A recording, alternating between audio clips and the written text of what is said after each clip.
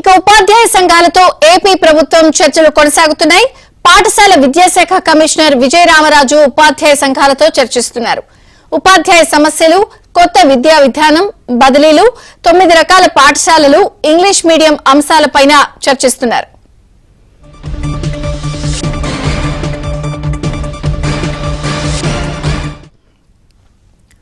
ఉపాధ్యాయ సంఘాలతో ఏపీ ప్రభుత్వం చర్చలు కొనసాగుతున్నాయి. పూర్తి వివరాలు సత్య అందిస్తారు. సత్య,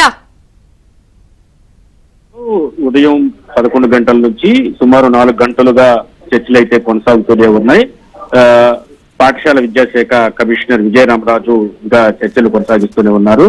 ముఖ్యంగా జీవో నెంబర్ 117 నూతన విద్యా విధానం, సాల్ట్ గత ప్రభుత్వ హయాంలో ప్రపంచ బ్యాంకు దగ్గర లోన్ తీసుకుని అమలు చేస్తున్నటువంటి సాల్ట్ పథకం కొనసాగింపు తదితర అంశాలపై ఉపాధ్యాయ సంఘాలు తీవ్రంగా వ్యతిరేకిస్తున్నాయి.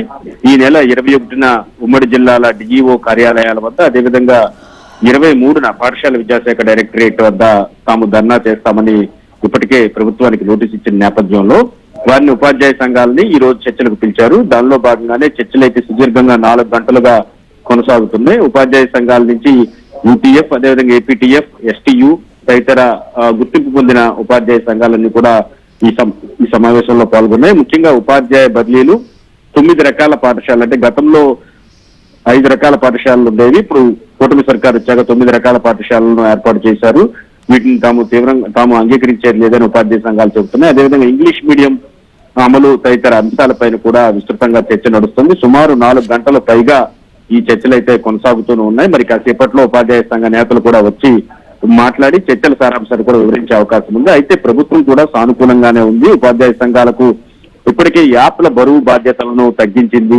గతంలో వైసీపీ ప్రభుత్వంలో విపరీతమైనటువంటి యాప్లు, సుమారు 18 నుంచి 20 యాప్ల్లో ప్రతిరోజు కూడా డేటా అప్లోడ్ చేయాల్సి వచ్చేది. దాని అంతటిని కూడా తగ్గించింది.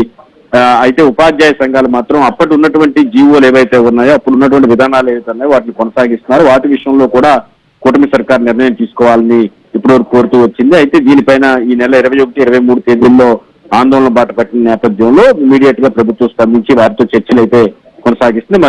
మరి కాసేపట్లో చర్చలకు సంబంధించిన సారాంశాన్ని ఉపాధ్యాయ సంఘాలే ఐక్య ఉపాధ్యాయ కార్యాచరణ పేరుతో వెల్లడి చేయబోతుంది. అన్ని ఉపాధ్యాయ సంఘాలు కూడా ఒకే వేదిక కిందకు వచ్చి ఈ నెల 21, 23 తేదీల్లో ఆందోళన చేపట్టాలని నిర్ణయించిన నేపథ్యంలో అందరితో కలిపి ఈ రోజు చర్చలు అయితే ప్రస్తుతం కొనసాగుతూ ఉన్న పరిస్థితి అయితే ఉంది.